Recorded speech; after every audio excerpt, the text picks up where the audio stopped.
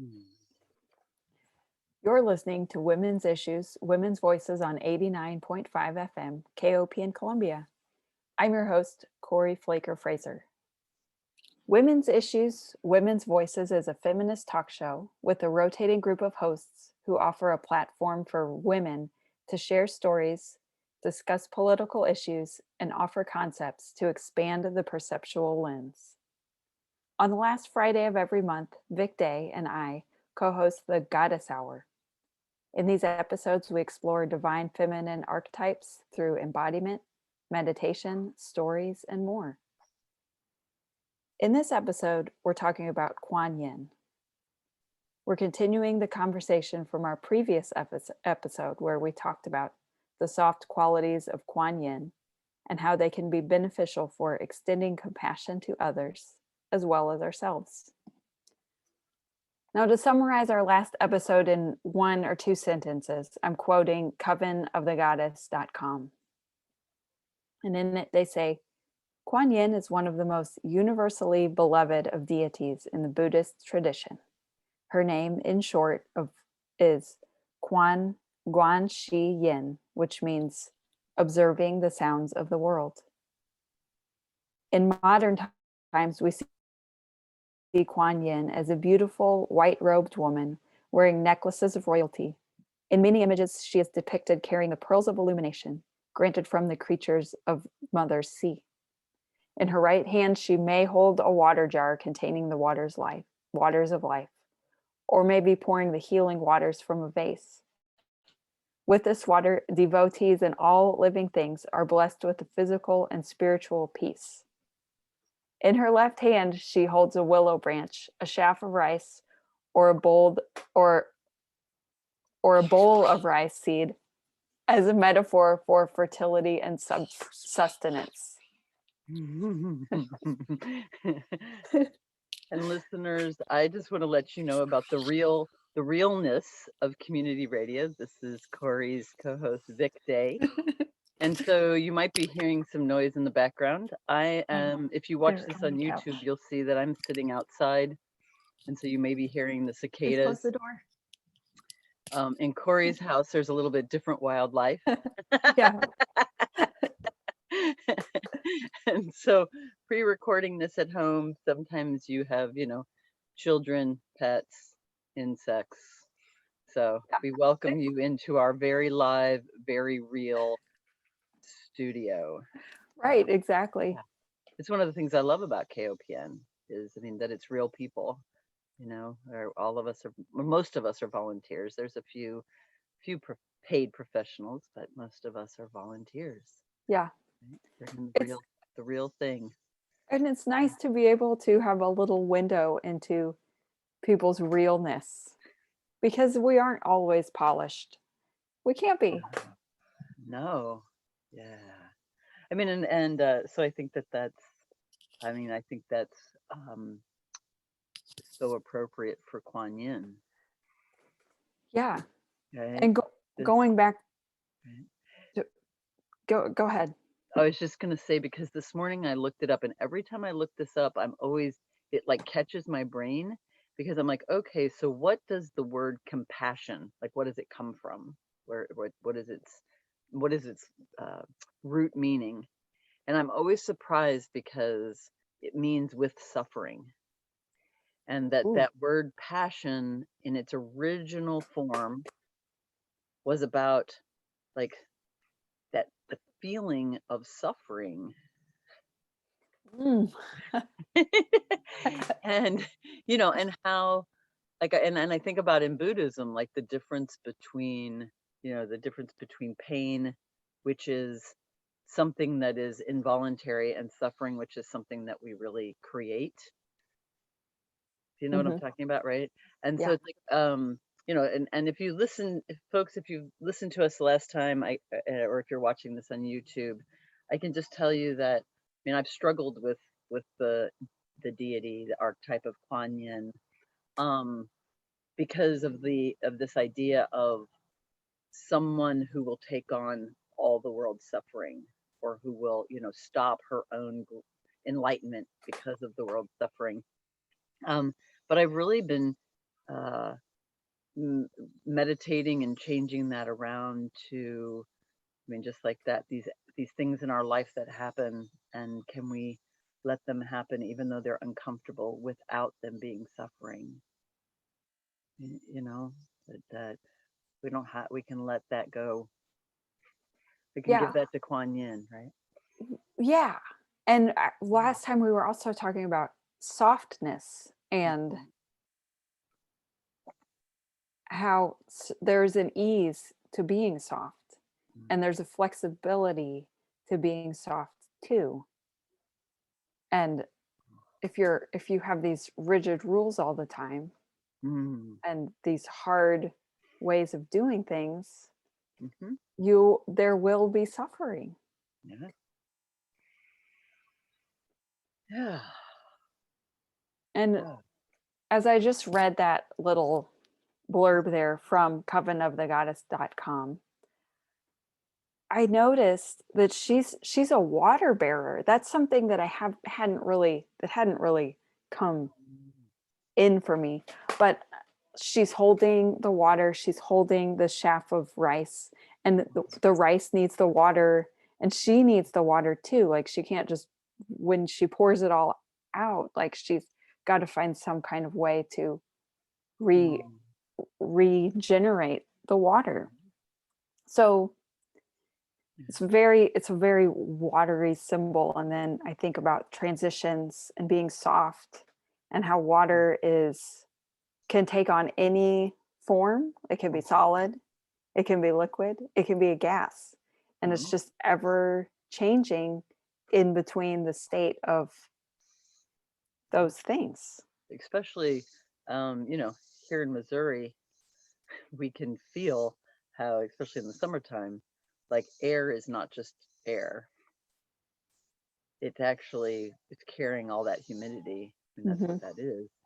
Um, and our body itself, when we take in air, it's not like, I think of air as being like dry, you know, and but when we take it in our body, what we need, that moisture to actually be able to absorb in the nutrients of the oxygen from the air molecule. Hmm. And so it's actually we ourselves are this always converting air into water so that our blood can absorb it, so that we can be nourished by it, so that we can also release toxins, which I think is very goes very much with this this conversation about Kuan Yin, right? Yeah. That water is both nourishing and it's also clearing. It's what we need to help remove the toxins. Yeah. Yeah. So also in Coven of the Goddess, it says she the name, her very name means observing the sounds of the world. So absorbing and listening is kind of what she does. So kind of ironic that we have the insect sounds possibly coming through in the recording, right in the background, right? Or And totally appropriate. right, Yeah. and earlier, you know, your daughter whispering, you know, if that Mhm. came through the recording. These are the sounds of the world, our Right. world coming through, and we're sharing it with the listeners. Right? Yeah.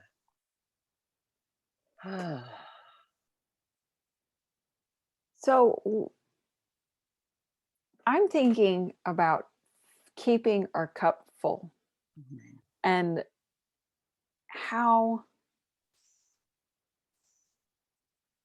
we can give and do without totally depleting our cup of water or our bowl of rice. Like how Mm. I think that's hard for a lot of us to do, especially when there are big transitions happening. And we'll get into that more in the next part of the show. But like, how do you stay full, Mm. Victoria? What a ripe question. You know, uh, this has been something I've really had to actively struggle with this past 7 weeks as my partner and I have been transitioning from one home to another, uh, getting the beloved house that we've been living in for many years ready for its new life. Um, and also still trying to balance, you know, seeing my clients, having personal relationships, the day-to-day work that, paying bills and making sure you have gas in your car, all of those things. Um, and I will be honest that there was actually a period in that where keeping my cup full fell off my radar. And pretty quickly, I noticed that I did not have compassion for me or anyone else. I felt angry and I felt down. I felt really doubtful. And then, my lovely integrative doc, he just was kind of going through and he said, here, he didn't use that phrase, but here are the ways that we keep our cup full. Are you eating regularly and, nourishing meals? Mm-hmm. Are you hydrating or are you only drinking caffeine? Right? Like, and he says for every cup of caffeine you drink, you should drink twice as much clear water, because that then helps your body clear out the toxins from the caffeine and then hydrate you. Right? Sleep, right? Physical activity. But then the fifth thing that he said was, um, you know, how's your spiritual practice going? Are you meditating? Are you taking your mindful walks? And I went, eep, because all the other ones I had still been keeping track of. But as I'd lost my, like, and it's different, I think, for everyone, but my own personal, like, meditation practice and journaling and just taking time for myself each morning to center. As I lost that, of course, I was drinking more coffee, which made me hydrate less, which, right. And then I didn't feel like moving. And so then I was still doing my daily movement, but I wasn't really, like, wasn't taking walks. And so, yeah. So the story of that is, I mean, I think that that's where the compassion is. It's not about being perfect every day, Mm-hmm. because we're human. So it's about, having an intention, giving your attention to keeping your cup, like whatever it is. I've got my cup here, and I know listeners, you can't hear that, but um, and then, something happens and your cup goes dry and maybe you don't notice it for a few days, but then you will if you allow yourself. Yeah. Right. And then there's that compassion of not going down the path of beating yourself up because you let your cup get dry. Right. There's the compassion of actually slowing down and going, oh, what do I need to do today to refill? Yeah. And setting your intention again, noticing where your focus is, like giving it some attention to it. Yeah. So that's my story. What about you? Observing, just like she observes and Yeah. listens. It's like listening Yeah. to your own body Listening and to, yeah. and giving yourself what you need. Well, and something that, I talk about with all my clients is, so it's not just, so for many people, they observe their body and what they hear is the pain and suffering. Yes. And then right there, that's your choice. Right? Here's where Quan Yin for me comes into the story.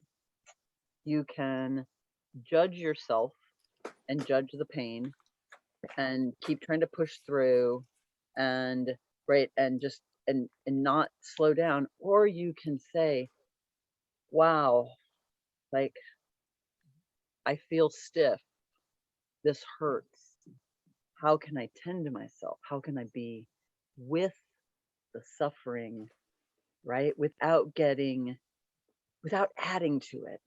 Because Yes. whenever we judge ourselves, judge our bodies, judge our actions, we don't learn anything.